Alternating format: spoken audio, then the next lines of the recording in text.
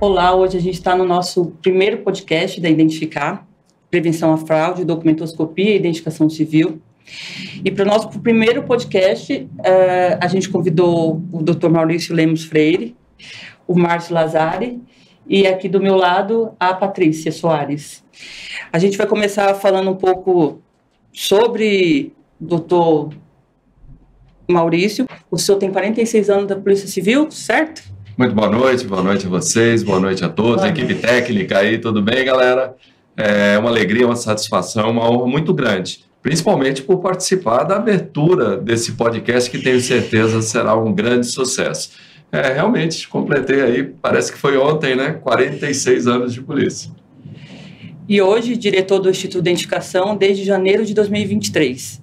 Mas o senhor foi piloto da SAT, professor na HDPOL, delegado-geral de 2007 a 2009. Isso, exatamente. E delegado de polícia da Divisão de Operações Especiais. Nesses anos todos aí eu já passei por quase todos os departamentos de polícia, né? Eu só não estive no DETRAN, que da época era da Polícia Civil, mas passei por todos os departamentos aí nesse período. E um dos lugares que realmente nos dão, assim, nos rejuvenesce, faz com que a gente volte para casa e se sinta muito útil, porque não é aquele trabalho duro, pesado de polícia. Também, né, nós temos o transporte de órgãos nos helicópteros, né, o socorro às vítimas, a evacuação aeromédica. Então, todos os dias lá, além da operação policial, além de prestar o socorro a todas as unidades policiais lá na divisão de operações, no helicóptero Pelicano, a gente teve a oportunidade aí de ajudar, de alguma maneira, né, as pessoas. É muito importante. E o que o senhor está achando de ser o diretor da maior identificação civil da América Latina? Muita responsabilidade, né? De verdade, eu passei vamos dizer, pela área 2 vezes, quando eu fui diretor do DIRD, que era um antigo departamento que cuidava do Instituto de Identificação. Mas tinha uma conotação um pouco diferente. Foram criados outros setores lá dentro, e hoje o Instituto de Identificação é uma unidade muito dinâmica, né, que presta uma série de serviços. Dá a impressão que a gente só faz a carteira de identidade. Falando na carteira de identidade, são só 25 mil por dia, né? Mas, enfim, tem uma série de serviços, também um lado social, no SIM, né? Não confundindo com a SIM, que é a Carteira de Identidade Nacional, é o Serviço de Identificação Móvel, onde todos os dias os hospitais nos demandam por pessoas que estão lá, ninguém sabe quem é, e a gente acaba enviando essa equipe, ela consegue coletando a impressão digital, pesquisando nos nossos bancos de dados, identificar a pessoa, emitir uma segunda via da carteira de identidade, permite com que a gente conecte os parentes, o que é muito importante, e às vezes até a doação de órgãos, infelizmente se a pessoa vier a falecer. Mas então dá cidadania, né, às pessoas. Então tem vários setores, participamos aí ativamente nas catástrofes, nos grandes incidentes, acidentes, nos 2 acidentes da TAM, enfim, o metrô, Guarujá, enfim, nós estamos com várias atividades que não eram da época eram bem menores na época do DIRD, né? Então é muita responsabilidade, é um dia dinâmico. Eu sei que é dinâmico, bastante, pelo Márcio, eu sei. Márcio, papiloscopista policial há 25 anos, nem era nascida, Márcio. Professor de papiloscopista na HDPOL há 17 anos, chefe da representação executiva do IRGD no Poupa Tempo há 9 anos, e aí eu coloquei aqui de novo, chefe de representação. Eu te conheço há 10 anos, então você não era chefe quando eu te conheci. Como que é ser chefe da representação de todos os Poupa-Tempos? Estão com quantos Poupa-Tempos? Hoje, essa semana, 230. Boa noite também. Boa noite a todos. Muito obrigado. É um privilégio. Primeiro, poder também participar desse primeiro podcast. Segundo, poder estar ao lado do Dr. Maurício Lemos Freire, que é um ícone dentro da Polícia Civil. Pode ter certeza que não tem pessoa mais gabaritada para estar hoje aqui do que o Dr. Maurício. Parabéns mesmo. E é uma honra esse último ano que eu tive ao lado do senhor e quanto eu aprendo diariamente com toda a expertise, todo o conhecimento, toda a capacidade que o senhor tem de conduzir pessoas. Então, realmente é uma imensa honra poder trabalhar no IRGD junto com o Dr. Maurício. Ele fala isso porque eu vi ele nascer, eu trabalhei com o pai dele foi meu professor, então por isso que veio assim. Né? Eu estou fora do instituto também, já estou aprendendo muito, não estou nem dentro, estou fora. Mas hoje a representação dos postos também é um grande desafio, né? Dentro de uma vertente do IRGD, do Instituto de Identificação, a representação ela se ocupa do atendimento aos postos do programa Poupa Tempo. Mas esses postos eles representam 95% da produção do Estado. Então é um exercício diário de capacidade técnica que a gente tem, com uma alimentação de pessoas, atender com presteza, dar o resultado que a população exige, que deve exigir mesmo, da prestação de serviço público.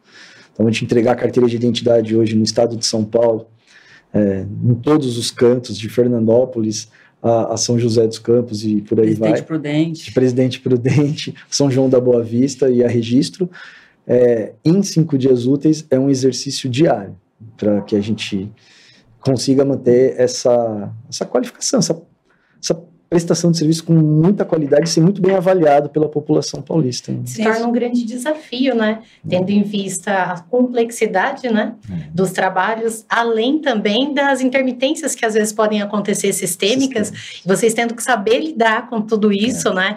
E conseguir cumprir o prazo que é ali destinado para a entrega desses documentos, realmente é algo, diga-se de passagem, de muitos elogios. Trabalhar dentro de uma escassez, né, que nós vivemos, dificuldades sistêmicas, e conseguir retribuir, trazer um serviço de qualidade para a sociedade, realmente é um diferencial, e que vocês vêm fazendo muito bem, né? A gente recebe com muitos bons olhos do programa Poupa Tempo os retornos de satisfação, que hoje beiram aí 98%. Que a gente sabe que é um reflexo também da atividade do Instituto, né? Não só a frente de atendimento nas unidades, mas com certeza a prestação de serviço em retaguarda. Que bom. Tem estado que demora 45 dias para entregar um RG. E a diferença é o volume, né? Então eles são menores. O volume nosso é astronômico. A gente expede por dia o que alguns estados não expedem por ano. E essa prestação de serviço deles, principalmente a equipe do Márcio, da representação, tem que ser muito ágil. Então, como você falou, agora, esses últimos dias, nessa semana, 3 dias, aí São Paulo ficou fora do ar, né? Porque acaba a energia. Então, imagine que um dos setores que nós temos também lá trabalha diretamente com IML, porque o médico legista, ele atesta causa-morte. A família faz o reconhecimento, a identificação é nossa através da imposição, né, papilar ali. Então, o que acontece? São 150 casos por dia. Se a gente dá uma paradinha lá, porque saiu do ar aí a energia de São Paulo, imagina o represamento que isso causa. Então, as consequências são muito graves, danosas para a sociedade. E a nossa busca justamente é isso, é atender da melhor maneira possível, segura, porém rápida, para que a gente preste um bom serviço. Ótimo. A gente que trabalha com prevenção à fraude há muito tempo, e o público que também vai ver esse podcast, que é de prevenção à fraude, o intuito do podcast é falar de prevenção à fraude, mas para deixar claro que atrás do documento verdinho tem um mundo. Ele não é só um papel, como o senhor falou antes. Então, assim, tem gente que acha que o diretor chega lá às 9 horas da manhã e sai às 18 só assinando RG. E não é bem isso que funciona. Então, o que eu deixo claro para quem trabalha com prevenção à fraude é a importância de se saber da identificação civil, que tem um trabalho suado por trás. E por isso que eu resolvi criar esse podcast, para que os institutos também falem da versão. Tem gente que fala, o documento saiu, a data saiu com barra e é com hífen, lá em tal estado. Mas e aí? O que aconteceu lá dentro? Né? Tem um estado que saiu datilografado em 2018. Então, por quê? Porque não teve recurso, usou o que tinha. Então, esse é nosso intuito para falar com prevenção à fraude. Vem sempre o julgamento, né? Esse RG só podia ser de tal estado. Então, esse pessoal que trabalha com prevenção à fraude, eles têm que entender que, a partir do momento que você sabe o que é papiloscopia e identificação civil, você fica mais sensível a pegar a fraude e olha o RG com outros olhos, o documento de identificação. O senhor, como diretor, o senhor coordena um prédio enorme. E qual que é, como é que eu posso dizer, as suas principais funções dentro do Instituto? Bom, a primeira coisa que você falou, né, que parece que a gente fica só assinando. Graças a Deus eu não assino, porque nesse ano foram mais de 7 milhões de documentos expedidos. Então é impossível, né, que fisicamente a gente consiga fazer isso. Então é tudo sistematicamente. Então uma das coisas que também chama atenção, quando as pessoas vão visitar a nossa sala de memórias lá, né, mas a primeira coisa que eu olho e falo, mas por que tanto tipo de documento de identidade? Como é que a gente vai saber qual é o correto ou não, o que é falso? Porque cada vez que a gente introduz um elemento de segurança naquela confecção, é como moeda, né?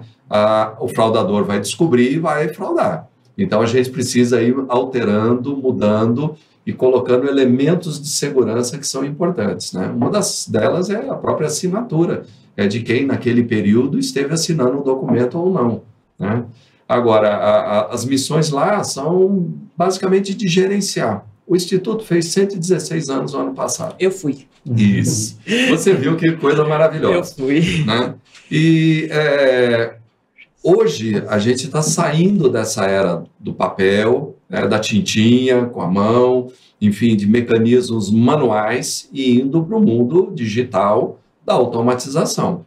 Mas a coisa mais importante que a gente tem lá no Instituto são os 1.200 funcionários que nós temos, 1.200 colegas, 1.200 policiais, tem também terceirizados, enfim, esse grupo que forma essa cadeia, o pessoal do Poupa Tempo, essa turma é fenomenal. Se não fosse essa turma, com certeza meu trabalho seria muito difícil, quase impossível, pelo volume que a gente tem de atestados, de antecedentes, enfim, de consultas, aquela pessoa que de repente precisa, quer pegar lá uma cidadania de um país, a gente tem que fazer aquela pesquisa do pai, do avô, do tataravô dele lá atrás, né? Então, o acervo que a gente tem, não só digital, e esse ano foi muito importante, essa fase de sair do papel para o digital, mas a gente, por lei, ainda tem que manter esse papel por 80 anos. Mas é um volume astronômico de informações que a gente tem, que são preservadas, muito bem cuidadas, enfim, mas que a gente tem que manter. Isso. Então, a dificuldade é quando você sai de um sistema que foi feito por 100 anos e quer inovar sistemas novos, né? Sempre vem aquele receio da mudança.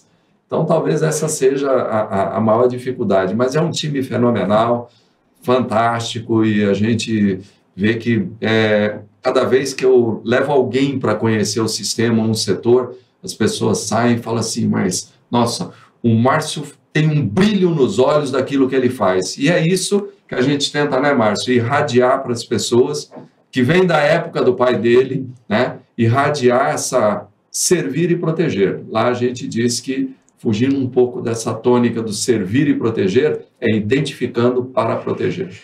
E é interessante que mesmo na era digital, né, que chegou aí para facilitar, é insubstituível pessoas com brilho nos olhos para fazer serviço que, por mais que se trabalhe, que se crie robôs, jamais poderá substituir a capacidade humana, né? Exatamente, tanto que a gente tem alguns setores, algumas fases, onde o sistema consulta, nos manda uma informação, mas quem afirma esta informação é o papiloscopista, é o profissional. E são fantásticos. Eu tenho orgulho desse time. Qual o maior desafio vocês enxergam com a era digital, com tanta facilidade, e reduz também o capital humano, que muita coisa digitalizou? Qual é o maior desafio que vocês encontram com essas mudanças que chegaram? Em 2013 para 2014, quando o Instituto de Identificação licitou um novo processo de serviço, que seria uma automatização da expedição da carteira de identidade, muito se pensou que a máquina substituiria o homem. E hoje, passados esses 10 anos, a gente viu o quanto que a máquina trouxe de demanda de serviço para o homem. Então, a gente acredita que, como o doutor muito bem pontuou, sempre vai depender da análise humana ali para dar o ok.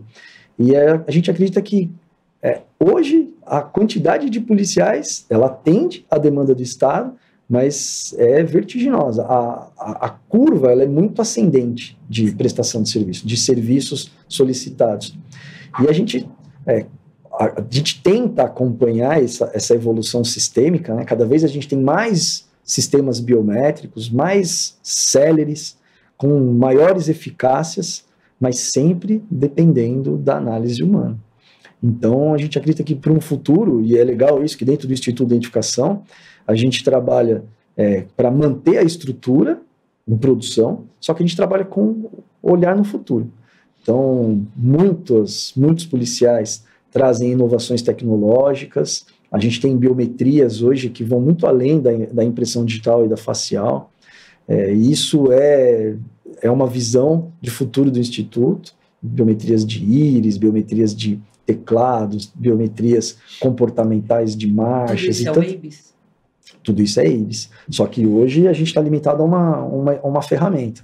Mas o mercado, ele é tão evoluído que cada vez ele traz mais processos e a gente tem esse olhar no futuro. Então, como são licitações que o Instituto de Identificação acaba, por legislação própria, é obrigado, né, a cumprir, cada período de licitação a gente tem uma evolução, e a gente tenta abarcar esse processo aí para dentro da unidade. Aproveitando que você está falando, qual que é a importância da identificação civil e da papiloscopia para a gente que trabalha com prevenção à fraude? O quão isso é importante? Isso é muito legal. A gente tem uma diferenciação muito grande entre identificação e reconhecimento. Então, infelizmente, quando um parente falece de uma forma acidental, bruta, ele acaba sendo conduzido ao IML, onde a pessoa vai lá e reconhece aquela pessoa. Só que esse reconhecimento ele tem que ser validado por um processo científico de identificação. E aí que entra a papiloscopia. Hoje ela está difundida nacionalmente, mundialmente, como o método mais simples de identificação humana e que dá amplamente resultado. Então, ele é simples, é barato, é prático e dá resultado. Né? Então, a gente veio com outros processos de identificação do passado, não é o caso agora, mas outros processos de identificação do passado que foram sofrendo evoluções até que a gente chega na papiloscopia, com método científico. Então, desculpa. Só complementando, veja, isso é tão importante que nós estamos revendo o nosso protocolo de acidentes em massa, porque nós vimos aí nos acidentes principais, aí, principalmente o Datan, a quantidade de vítimas, a dificuldade dessa identificação. Mas o que nós assistimos naquela época é que há um clamor de todo mundo. Quando alguém botou lá num noticiário, caiu um avião, todo mundo que foi para o aeroporto, todos os familiares acham que aquele avião é da pessoa. Então, ninguém informa exatamente de que companhia, qual é o voo e qual a lista de passageiros. Então, nós assistimos durante um período de tempo a população aí alucinada, porque todo mundo queria ter aquela, será que meu parente está, não está, não consegue às vezes falar, às vezes foi para algum lugar e não conseguiu falar, então são dias, né? Então, essa mudança no protocolo que nós estamos estabelecendo, e já fizemos um teste, um simulado, junto com, inclusive, com o Hospital Albert Einstein, que, enfim, eles têm uma expertise em catástrofes incrível, pessoal internacional que veio e ficaram impressionados, né? Como que eu posso ir além da catástrofe? O que eu posso fazer? Então, imagine o que nós simulamos lá, um acidente com um ônibus, o ônibus virou, tem um X número de vítimas, tem a vítima fatal. Esse foi para o IML, foi coletado, foi identificado. Mas e aquelas pessoas que vão para o hospital, que vão sem ninguém saber quem é? Às vezes ela bateu a cabeça, ela não consegue dizer quem ela não tem um documento. O que a gente pode fazer? Então, quanto mais rápido a gente conseguir identificar essa pessoa, mesmo que não seja uma vítima fatal, né? Nós podemos, inclusive, fornecer o tipo sanguíneo. E a primeiro questionamento que veio do pessoal médico, não, mas isso naquele momento não é importante, porque eu vou dar aquela doação universal. Não, tá bom. Aqui em São Paulo, no Hospital das Clínicas, com 30 vítimas. E se for, por exemplo, em Presidente Prudente, que caiu um estádio e eu tenho 1000 vítimas? Nós não vamos ter. E se eu puder já fornecer esse tipo sanguíneo, eu já estou ajudando, né? Então, nós estamos trabalhando, quer dizer, então, entre a tecnologia, o avanço tecnológico, o que mais também a gente pode fazer carregando a tecnologia junto, mas com a visão daquele ser humano que, tá bom, eu identifiquei isso aqui é uma caneca, mas o que eu podia fazer antes? O que eu posso fazer mais, né? Principalmente nesse lado de poder minimizar essa consequência com os familiares, né? E às vezes com a própria vítima dando uma prestação mais rápida. Então, testamos lá uma série de equipamentos novos, né, de coleta de impressão digital, não atrapalhando o médico que está lá injetando soro, enfim, tratando, abrindo, fazendo uma respiração na pessoa, e que a gente pudesse, com a biometria facial e com a coleta digital, auxiliar nessa catástrofe. Então, lá tem vários projetos, né? O pessoal lá é fantástico para trazer novidades, né? E a gente tem que estar sempre aberto a essas novidades. Eu vou até comentar a matéria que eu te compartilhei hoje, dizendo que a gente existe cristas papiloscópicas, né, iguais. Que teve um estudo por um estudante, foi comprovado, mas na verdade, né, é só um estudante que publicou. Foi ela até que me mandou. Márcia. Não, ele fez um cálculo matemático de inteligência artificial. Então, pelo desenho das cristas, é que hoje em dia a identificação papiloscópica ela não se restringe à análise de pontos característicos, que era uma coisa que veio ainda da época do seu fundador, Rolf Setish, isso ainda no século XIX. A papiloscopia hoje, ela está, somente nos Estados Unidos, ela está muito voltada ao caminho que a crista percorre, a largura dela, a quantidade de poros por milímetro quadrado, e por aí vai. Assim. Ela vai muito além de uma análise de pontuação. Né? Isso foi um estudo no passado, ainda no século XIX, se imaginava que duas pessoas teriam o mesmo, um ponto característico, ele teria a mesma localização a cada 50 pessoas. Então, a cada 50 pessoas, um ponto característico estaria naquele mesmo local de linha. 2 pontos característicos idênticos a cada 250 pessoas. Então, são probabilidades matemáticas. A gente teria 7 pontos idênticos de localização a cada 7 bilhões de pessoas. Então, hoje, os estados convencionam a identificação a partir de 12 pontos. Então, 12 pontos característicos seria na faixa do 4 trilhão. E isso só evidencia a importância, né, do capital humano, porque quando a gente fala da inteligência artificial, quando você parametriza cálculos matemáticos, ele vai te trazer uma resposta. Só que nós estamos falando de uma infinidade de variedades que você poder afirmar que pela inteligência artificial é possível dizer que são iguais, o risco é muito grande. Ele pode enviesar, inclusive, se for o caso, até de forma a se auto-beneficiar numa narrativa de uma defesa, né? Por isso da importância, né, de ter o papiloscopista que vai ali fazer a afirmação ou não se pertence ou deixa de pertencer, e não deixar a cargo especificamente de uma máquina parametrizada, né? Então, o trabalho que vocês fazem é fundamental. Pode existir a tecnologia que for, mas nada, jamais vai substituir o capital humano e de pessoas que trabalham com brilho nos olhos, né? Vai além do profissional, vai pelo amor ao servir o próximo, né? Então, um dos sistemas que a gente utiliza é utilizado pelo FBI, é pesquisado no mundo inteiro, aperfeiçoado no mundo inteiro.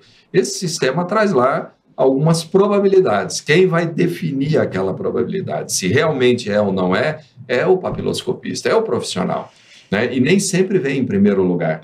Às vezes ele vem lá em segundo, em terceiro, em quarto, até 20º lugar. Por isso que a gente enfatiza que o melhor equipamento que nós temos, a melhor tecnologia que nós temos é o ser humano, é o profissional.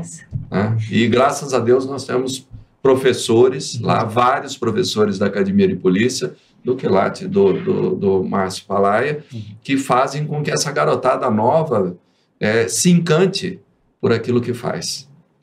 Exatamente.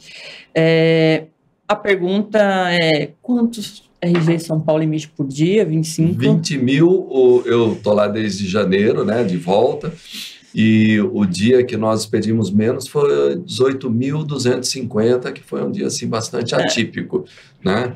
E principalmente nessa época aí de férias, que todo mundo lembra que o documento já passou de 10 anos, ou não está bem, ou está todo dilacerado ali. Vai viajar, então ele precisa de alguma coisa, aí sobe para 25 mil por dia. E por 24, mês? 25 por dia. 500, 450, 500 mil mês, 5 milhões por ano. 5 milhões de carteiras de identidade. Tirei o primeiro RG, o que tem por trás dele, tipo... Só para deixar claro, tirei a primeira via. O que tem por trás dele? Tem uma base que é alimentada, uma base biográfica, biométrica, essa pessoa ela se torna única dentro da estrutura do Instituto de Identificação, que quando a gente expede uma carteira de identidade, a gente está asseverando que aquela identificação é única dentro do Estado de São Paulo. Isso a gente pode ter plena capacidade hoje para dizer, porque a gente tem uma base com milhões de registros e pessoas totalmente individualizadas. Assim, a gente identifica muitas tentativas de fraude na obtenção de carteira de identidade, mas a nossa base hoje é uma base 100% limpa, 100%...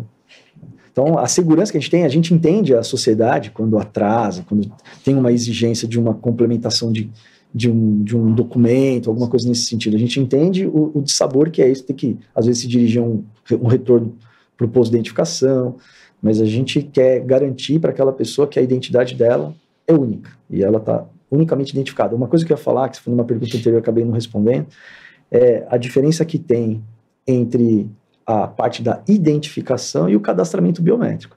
Porque o cadastramento biométrico é associar um protocolo, uma base biográfica a uma biometria. A identificação é tornar aquela biometria única dentro daquela base. Então, são conceitos totalmente diferentes. Então, a gente vem de conceitos de órgãos públicos que fazem cadastramento biométrico, mas que não operam a identificação. Então, a identificação hoje, no estado de São Paulo, por imposição legal, inclusive, por meio de um decreto 63299 de 2018, fica a cargo exclusivo do Instituto de Identificação. Ele tem tudo na cabeça.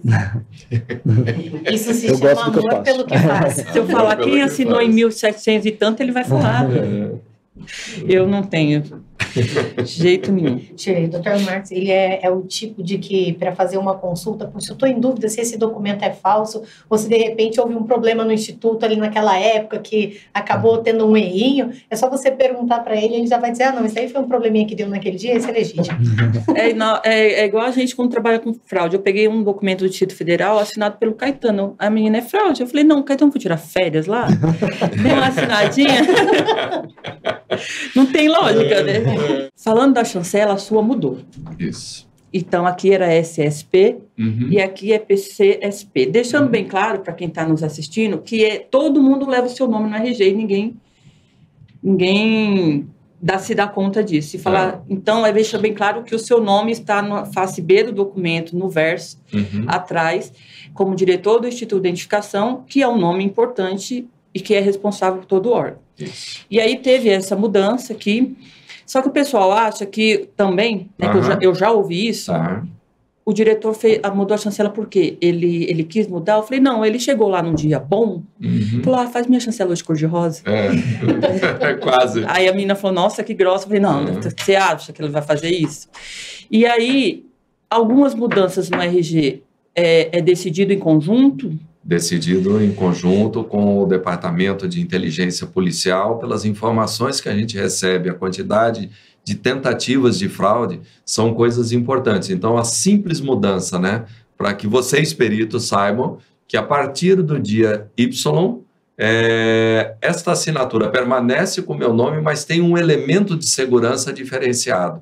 Então, não é só porque eu achei que devia ser assim ou não, né? As pessoas imaginam, tanto que eu assinei vários documentos, né? Inicialmente, de uma maneira, da maneira que vinha normal, e quando nós tivemos essa oportunidade de incluir um outro elemento de segurança, então foi feita a mudança. E a gente compara com antecedentes também, a gente faz comparação, porque o fraudador geralmente ele tenta copiar por cima, né? Então aí sai um pouco trêmulo. Então, se de repente determinado documento, uma determinada data expedido, num determinado posto, número de postos expedido, né? Já deveria estar com uma forma diferente, vier com essa, para vocês já está um pouco, já é uma sinalização, né, muito boa para iniciar esse processo aí de pesquisa da fraude. Algo atípico, né? Algo atípico. Eu acho a importância, por isso que eu falei da importância da gente aqui desse lado saber o que é, como funciona o Instituto de Identificação. Teve um estado que fez um RG cor-de-rosa. Né, e ele não sabia que o posto tal estava fazendo cor-de-rosa. Eu que avisei, mandei o documento para ele, alguém lá trocou a impressora e só ficou a tinta rosa, que é por toner, né?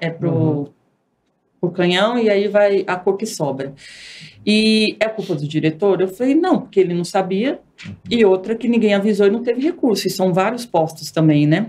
Sabe que eu vou ter uma série de problemas, né? Porque eu tive que renovar, até por motivo de viagem, num congresso que nós fomos, e eu tive que renovar minha carteira. E aí eu renovei justamente no dia do meu aniversário. Então vem data do aniversário, igual a data da expedição, com o nome em cima e quem assina sou eu mesmo. Ou seja, ninguém aceita. É um documento frio total, né? É verdade esse bilhete, né? No seu próximo aniversário vai comemorar todos juntos. Eu, o senhor e o Caetano. Faz todo mundo quase o mesmo dia? Olá, fazemos 25, junto, 26 de outubro, o senhor é... 9 de novembro. Aí, ó, todo escorpião. Vai todo mundo fazer. Eu vou fazer uma... O Márcio que sabe disso, é que a gente pega muita dúvida referente a isso, que é a via com D e R. Isso é importante. Isso daqui, após a segunda via vinha D, não vem mais, e o R que vem após a segunda via, que eu também não sei se vem mais. O que seria cada um e se ainda a gente pega? Porque para fraude a gente pega o D ainda. Em 2014, quando a gente inicia um processo de expedição controlado e mais seguro de carteira de identidade, a gente passa a criar uma base. E aí, em cima dessa base, para o governo do estado, havia um custo muito elevado, onde cada vez que a pessoa fosse renovar a carteira de identidade, ele passasse novamente por todo um processo de captura biométrica. Então, o governo do estado, ele edita um decreto, onde ele autoriza que os órgãos emissores, seja o IRGD, seja o DETRAN, peçam carteiras de identidade reutilizando imagens. Então, a imagem da direita é um reuso de imagem de uma carteira de identidade dentro de uma temporalidade. Então, dentro de uma temporalidade especificada pelo governo. Então, a gente tem lá, ela vai variando de 5, 10, 3 anos de temporalidade, é possível renovar aquele RG. E aí, esse serviço de renovação, que seria um reuso dessa imagem, ele sai expedido com o R, lado da segunda via, e ele pode ser feito em uma unidade de identificação, por meio de um batimento biométrico, como pode ser feito no totem de autosserviço do poupa-tempo. Então, também é um reuso de imagem, não são permitidas alterações cadastrais, porque é uma segunda via daquela informação, né? Já o D, isso foi uma necessidade que houve em 2020 por conta por conta da pandemia que a gente sofreu do Covid. E a gente já tinha um projeto, até mesmo por conta do contrato com a empresa expedidora de carteira de identidade, a gente tinha um projeto já para fazer o documento digital, que seria um app, né, que foi disponibilizado para a sociedade, para que eles pudessem, por meio de uma validação facial, gerar o documento eletrônico. Mas por conta da pandemia e pelos postos estarem todos fechados, a gente ampliou esse serviço. Então a gente possibilitou aquele cidadão que já estava na base desde 2014, que ele pudesse renovar, obter o documento físico dele a partir do reconhecimento facial no app da Polícia Civil. Então ele utiliza o app da Polícia Civil por um período, isso vigorou até 2021, final, 2022, e a gente suspendeu esse serviço, porque as rotinas voltaram ao padrão, mas que agora está sendo estudado retomar também a possibilidade de fazer uma solicitação de segunda via com reconhecimento facial dentro do app da polícia. Então, o RG emitido hoje com esse D? Não, desde...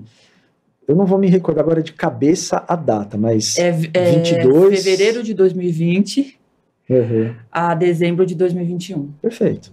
Exatamente. Que veio após isso. Não lembrava? Como não lembra? O dia eu não lembro, porque eu tenho o dia, mas o dia eu não lembro. Foi realmente para atender uma demanda de uma população carente ali naquele momento, por conta do auxílio emergencial, a gente precisava atender com celeridade. Entendi. Agora a gente vai só para o último assunto, né, que é o grande assunto. Isso aqui é dos poupa-tempos, esqueci. Isso aqui é quando os poupa-tempos fecharam. É o que a gente acabou de conversar. Durante a pandemia. Só uma pergunta. Se ele ficou fechado durante esse tempo, eu não pego nenhum RG em poupa-tempo daquele período. Nada. É que a gente está pegando. A gente está pegando e dando fraude. Dessa data? No meio da pandemia mesmo. Na data que só o IRGD estava tirando o documento. Nesse período, Poupa Tempo... Osasco? Não. Itaquera. Não, então. Sé, não. Mas o que aconteceu? A gente manteve um posto de atendimento, que foi a sede do Instituto de Identificação, que a gente utilizou o posto 8010. E a gente utiliza, que é o próprio posto do Instituto de Identificação. E a gente utilizou, com uma parceria que teve com a Guarda Civil Metropolitana, a gente fez atendimento em outras bases. Então fomos para Brasleme, ali numa base da Guarda Civil Metropolitana, na própria Brasleme, e fomos para Zona Leste, Guarulhos e Santo Amaro ou Osasco. Eu não vou me recordar, agora eu teria que levantar essas informações.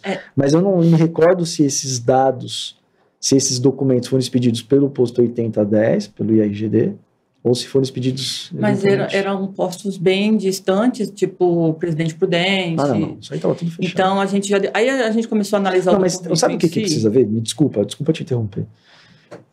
Quando a gente fechou as unidades, os policiais, não só os policiais, mas os servidores, eles permaneceram dentro das unidades fazendo as expedições que estavam pendentes. Então, se for coisa muito março, abril, assim, é possível que seja. Porque a gente tinha um legado ali de serviços. Esses serviços foram finalizados. Mas não era, porque estava o selinho no RG dele de cego, surdo mudo, ele queria uma TV de 76 polegadas, a gente já... Então, era uma tentativa de fraude. Só se ele... Uhum. Só se ele, né? Agora vamos para assim... deixando claro aqui que assim está sendo emitida em acho que 23 estados e mais o Distrito Federal, e o povo, principalmente do nosso lado, não eu, cobra muito por que São Paulo não entrou com assim, deixando claro que é a maior evolução civil da América Latina, não vai entrar de cara no projeto desse, por ser a menina dos olhos da imprensa. Se tiver um erro, todo mundo vai esquecer que os estados estão emitindo, e é São Paulo que vai ter que pagar por isso. E existe cautela. Mas, sobre assim, por que não entrou assim? Olha, o primeiro equívoco é que São Paulo, o que se vinha se noticiando é que São Paulo não tinha entrado. São Paulo entrou desde 2018. Então, São Paulo aderiu. A expedição é um outro ponto. Para poder expedir 20 mil, 25 mil carteiras, precisa que o outro lado da ponta, que é o Ministério da Justiça, esteja capacitado para isso. Então, os técnicos vêm trabalhando desde antes de eu estar no Instituto, eu estou desde janeiro de 23, e eu venho acompanhando isso com as equipes técnicas, toda semana, as reuniões para ajustes de uma série de pontos que, enfim, não estavam ajustados para que funcionasse automaticamente. E isso vem sendo feito. Nós já emitimos SINs, só que num número não dá para comparar com os 25 mil expedidos na carteira antiga ou na nossa estadual. Mas o Estado está emitindo sim, só que paulatinamente, de uma maneira controlada. Cada vez que surge um problema, os técnicos se falam e ajustam esse problema. O que as pessoas precisam entender é que são 5 empresas, 5 órgãos diferentes, tratando sobre um assunto, cada um com o seu idioma, cada um com o seu sistema, e que não há ainda, ou não surgiu no início do projeto, alguém que fizesse assim e tivesse um tradutor de tudo isso, falando uma linguagem não técnica, né? Para que as pessoas entendam. Então, não é que São Paulo, é que São Paulo, por ser esse banco de dados gigante, por ter esse volume gigante, não pode entrar como outros estados entraram, tiveram que parar, depois não conseguiram expedir uma segunda via se houve um problema naquela primeira via. Enfim, a gente está indo com cuidado. E até o momento, quer dizer, o primeiro teste de verdade, de campo total, foi feito recentemente. E não só por culpa do estado de São Paulo. Enfim, eram feitos uma série de testes por pedaços, né? A homologação não estava completa, a gente depende da Receita Federal, por exemplo. Então, o que se está construindo agora, esta semana, justamente, é um sistema que você, para fazer o seu agendamento, você tem que primeiro ter certeza que o seu CPF está válido. Porque o problema que iria acontecer é que os postos, principalmente do Poupa Tempo, iriam encher de pessoas, tumultuar tudo, todo mundo achando que precisa trocar a carteira hoje. A sua carteira de identidade tem validade de 10 anos a partir do dia 11 de janeiro. Então, até 11 de janeiro de 33, a sua carteira está válida. Não há necessidade de correr e sair trocando essa carteira. Então, a gente está agora fazendo o sistema, inclusive junto com a Secretaria do Governo Digital, tem nos auxiliado bastante para que a pessoa entre no sistema Gov, né, valide uma série de dados para depois ter o agendamento, para não ter aquela loucura de você chegar no posto e depois falar, bom, agora eu não posso tirar o meu RG. Por quê? Porque é uma pendência na Receita Federal, né? E aí, como que eu faço? Eu saio sem a carteira, eu preciso dessa carteira. Ele vai tirar a carteira estadual. Então, me desculpe aqueles estados que simplesmente viraram a chave, que não conseguem mais emitir aquela carteira estadual, e ele vai sair sem a carteira nacional.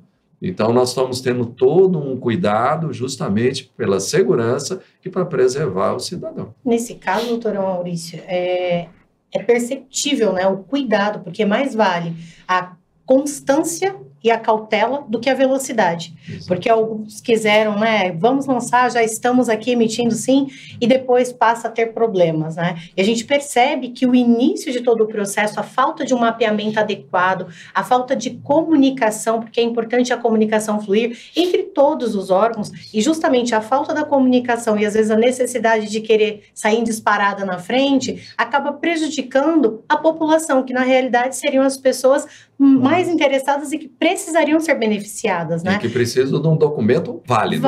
Um documento que dê habilidade a ele a uma série de atos. Né? E isso só enaltece, né, o trabalho que o senhor vem executando aí brilhantemente, que alguns pensam, né, tá tentando barrar, porque tá tentando barrar. Não é tentando barrar, ao contrário, nós queremos fazer e fazer bem feito, né? Exatamente, esse é o ponto, é fazer com segurança, fazer bem feito, para prestar um bom serviço à população. A tônica desse ano do Instituto de Identificação é entrar no ISO, né? Nós queremos os nossos serviços dentro do ISO. E a gente não pode soltar aí uma série de documentos que depois tem um problema. E isso, né? Mostra o olhar humano, né? Que a preocupação não é estar em evidência, mas a preocupação é conseguir conceder um serviço de qualidade para a população. Exato. Mas então, os sistemas estão assim, os técnicos falando todo dia, antes mesmo de vir para cá, nós tivemos uma reunião, vamos ter uma segunda reunião logo em seguida. A gente está afinando da melhor maneira possível e muito em breve esse sistema vai estar todo automatizado, vai estar seguro e automatizado. Mas a gente não depende só do Instituto de Identificação, só da Polícia Civil, só do Estado de São Paulo, só da Secretaria de Governo Digital. A gente depende de outros parceiros, inclusive em nível federal, que precisam estar afinados e dentro de uma automatização segura. Conta um segredinho só para a gente, só para ficar aqui, tá? Tem alguma expectativa de quando que a gente vai conseguir fazer a expansão para São Paulo? Então, o mais breve possível, por dias muito curtos. Né? Que eu tenho que estar a na pressão porta, é para que saia hoje à noite, mas vamos com calma, com a devida calma, porque justamente isso. Quer dizer, da nossa parte, tudo que podia ser feito, tudo que podia ser agilizado, já foi, já está concluído.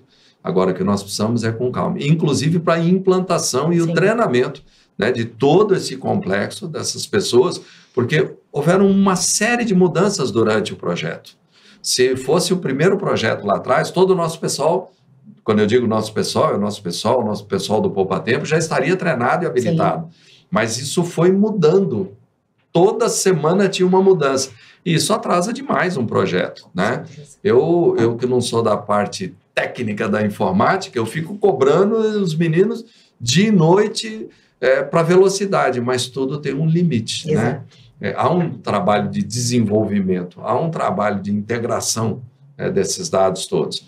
E a gente tem que ter muita cautela, muito cuidado pelo volume do nosso banco de dados. Perfeito. Essas integrações que o doutor fala é o Waves, a Receita, os cartórios. Consultas, receitas, cartórios, as validações, enfim, todo o processamento. Nós temos lá uma empresa que, vamos dizer, administra essa parte, mas tem uma empresa que é uma fábrica, é uma impressora. É uma gráfica grande, que imprime 25 Muito grande. VGs por dia. Os sistemas têm que se integrar, né? Não pode ter uma pane, uma falha de sistema nesse sentido. Exato. Né? A parte o nosso banco de dados passa pelo AFIS, né? Passa pelo ABIS. São sistemas diferentes, com empresas diferentes, com idiomas diferentes, Sim. que estão se integrando e ajustando. E cada vez que a gente lança um documento, a gente não fala assim, São Paulo já está emitindo, em vários testes. A gente vê que tem alguma coisinha que pegou ali. Os técnicos se reúnem, ajustam. Vamos para uma segunda, terceira, quarta, quinta, e assim a gente vai indo, até que a gente possa falar, tecnicamente, 100%, apertou o botão, totalmente automatizado. Amanhã, 6 horas da manhã, eu estou batendo no instituto, vim tirar minha senha. Pode tirar hoje já. Não fala aí. Pode tirar hoje já. Mas ainda a gente vai estar num sistema que alguns pontos são manuais, não são automatizados ainda. Exatamente. Entendi. Você quer concluir? Não, exatamente isso. Todo o desenvolvimento tem sido feito desde agosto de 2020 para atender de forma plena a determinação do decreto federal, e são integrações, são reuniões semanais, 2 vezes por semana, com os técnicos da Receita, com técnicos do Ministério de Inovações, do Ministério da Justiça. Todo o procedimento, ele não se restringe ao Estado, né? Ele se restringe, ele é amplo, ele atende a vários órgãos, exatamente isso. E você mesmo sabe, quanto de mudança houve nesse fevereiro de 22 para cá, na própria carteira de identidade. Eu tenho SINs de alguns estados que eles já têm, 5, 6 mudanças. Vai para caixa alta, tira da caixa alta. Tudo isso são... Faz negrito, não faz negrito. Coloca o nome do diretor, caixa alta, não, tem que diminuir. Então, essas datas a gente tem que gravar, né? Porque se aparecer fora da data, é fraude. Mas também é complicado para o Estado de correr na frente, né? Não, e assim, uma adaptação, põe negrito, tira negrito, é desenvolvimento. Não é abrir o computador e teclar. Uma adaptação, muda o gênero de 3 caracteres para 1 caractere, é desenvolvimento. O campo sexo saiu?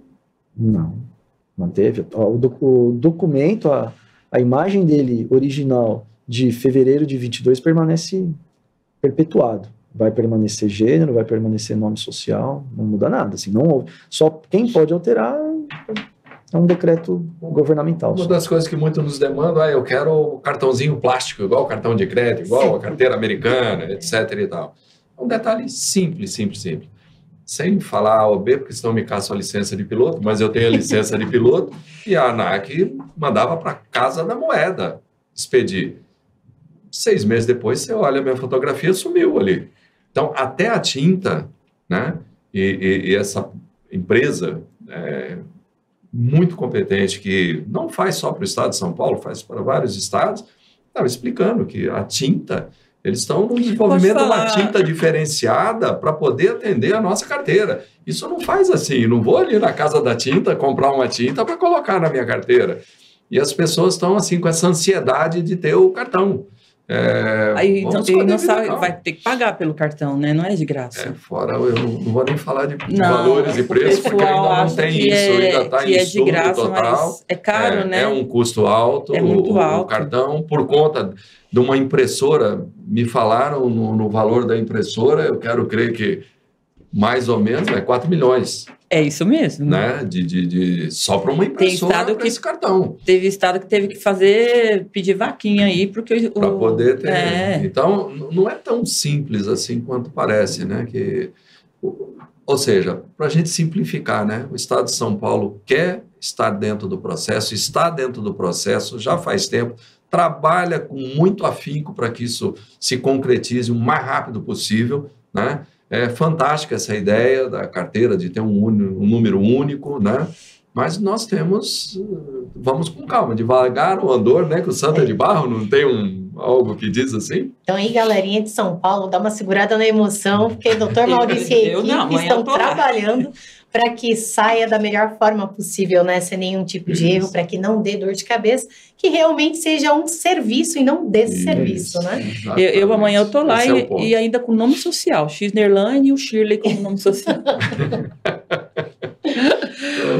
Uma pergunta que muitos policiais civis não gostam de responder: já caiu num golpe?